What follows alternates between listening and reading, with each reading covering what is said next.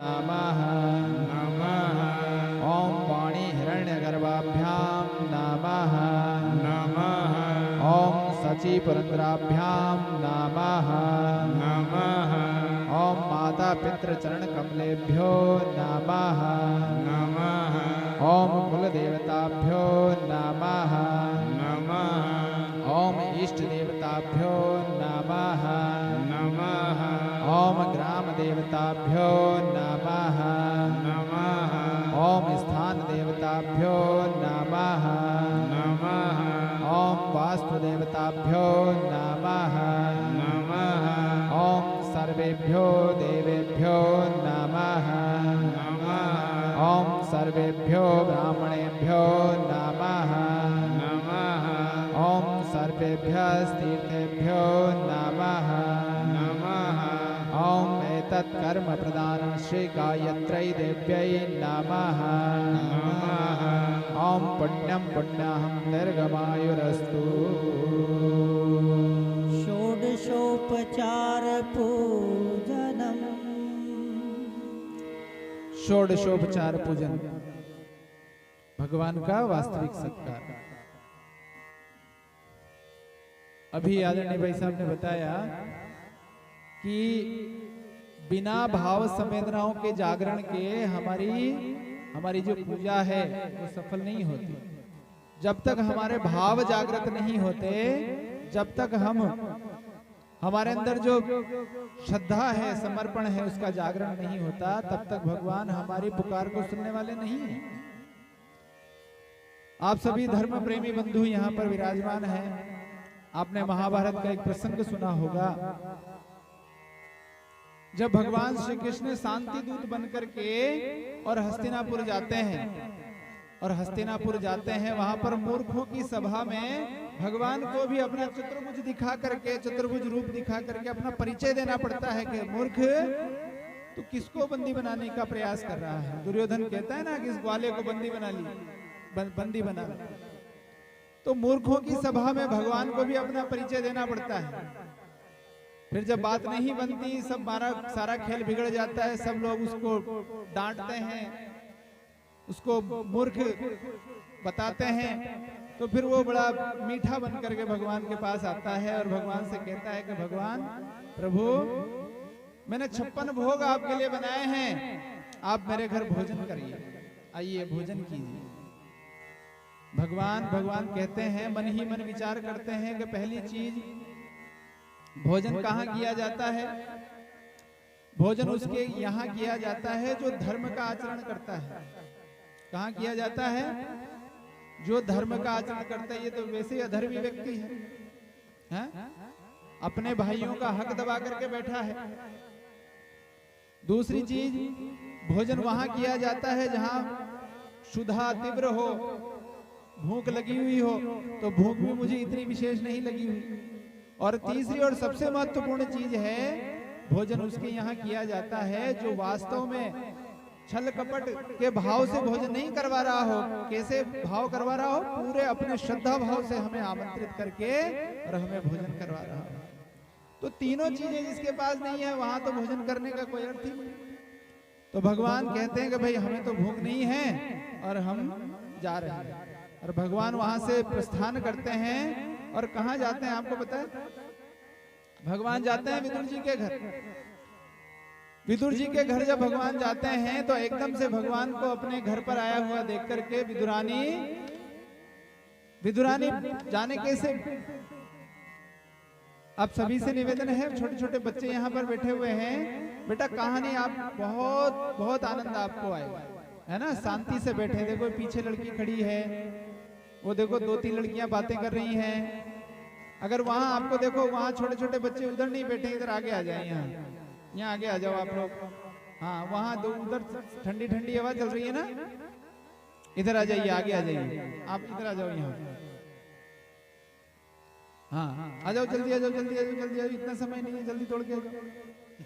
हाँ, और यहाँ उछल कूद नहीं करनी है, देखो यहाँ स्टैंड लगा हुआ है, इसको गिरा दो आप, थोड़ा और इधर आ जाओ। यहाँ हिलना डुलना मस्ती करना नहीं है ना। हाँ, उधर चले जाओ, वो उधर जगह है, यहाँ जाओ। एक गिराना मत इसको। आराम से निकल जाओ। हाँ, अब देखो बहुत प्यारी बहुत अच्छी कहानी मैं आप लोगों को सुना रहा हूँ, है ना, ध्यान से सुनना, फिर प्रश्न पूछेंगे आप लोगों से, ठीक है ना। हाँ, तो जैसे ही विदुर जी के घर पर जब भगवान श्री कृष्ण जाते हैं तो विदुर जी विदुरानी भगवान को देख करके जाने कैसे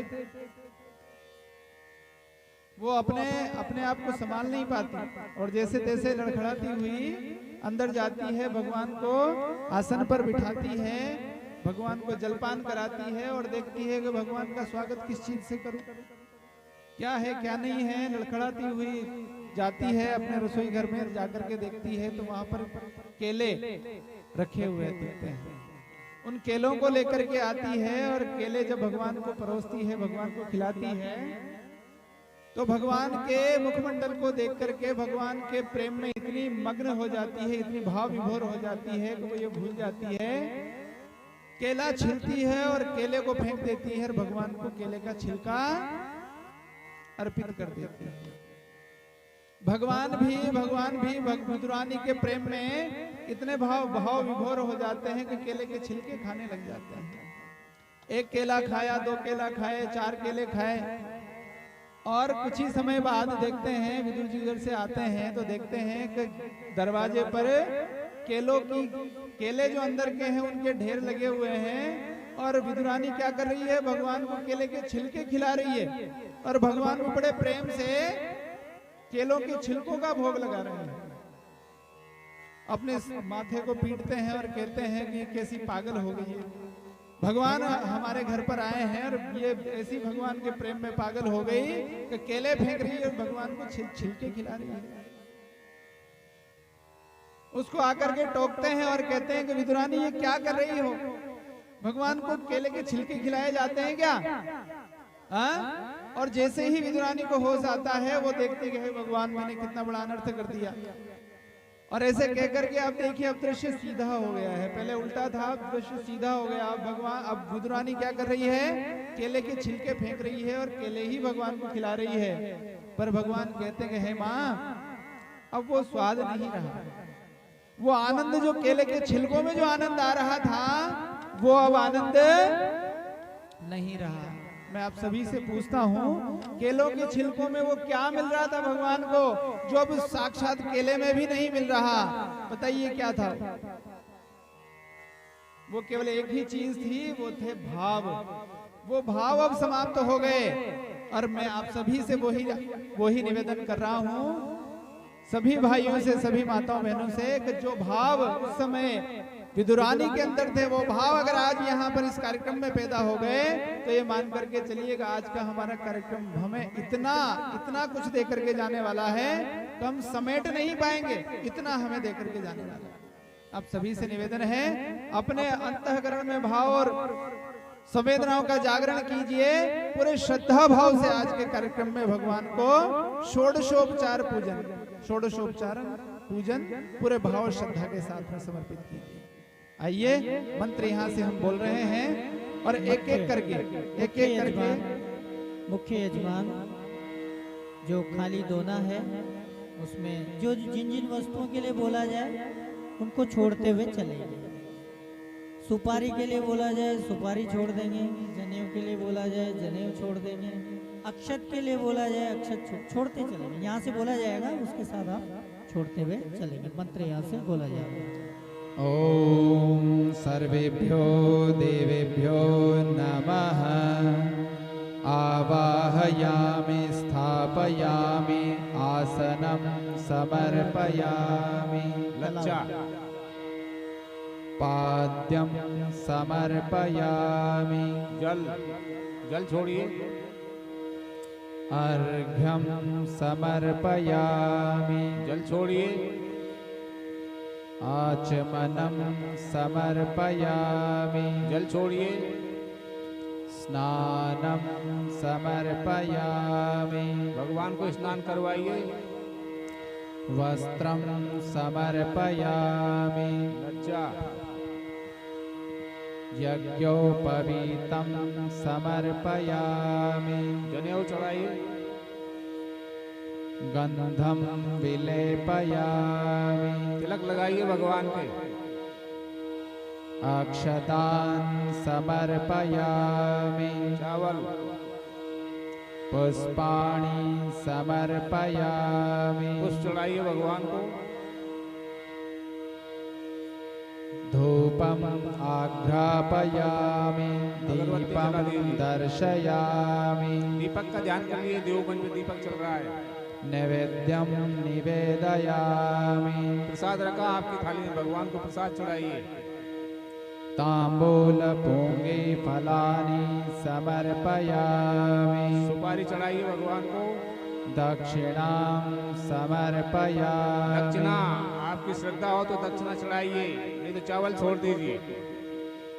सर्वाभावे अक्षतान् समर्पयामि चावल छोड़ दीजिए।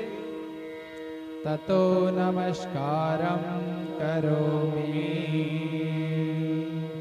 दोनों हाथ जोड़ लें, जमीन पर धरती माता पर मस्तक टिकाते हुए साष्टांग नमस्कार करेंगे।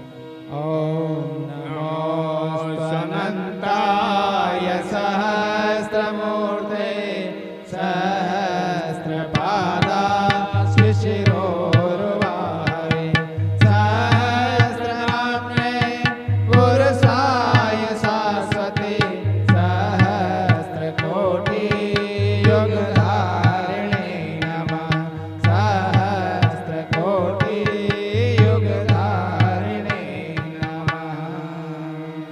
स्वस्ति वाचनम्।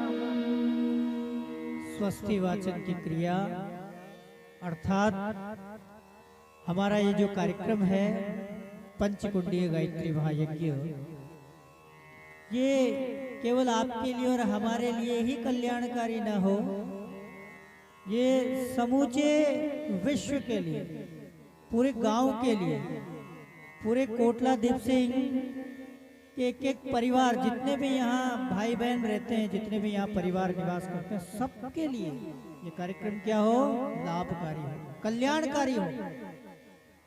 इसे कहते हैं स्वस्ति वाचन की क्रिया। भाई हम कोई भी कार्य करें तो ऐसा ही क्यों ना करें कि सबके लिए कल्याणकारी हो। ये पीछे बैठी इनको भी दो। ऐसा कार्य क्यों करें जो केवल हमारे लिए तो लाभकारी हो लेकिन दूसरे के लिए नहीं, सबके लिए कल्याणकारी हो, सबके लिए आनंदकारी हो। आइए ऐसा भाव करें।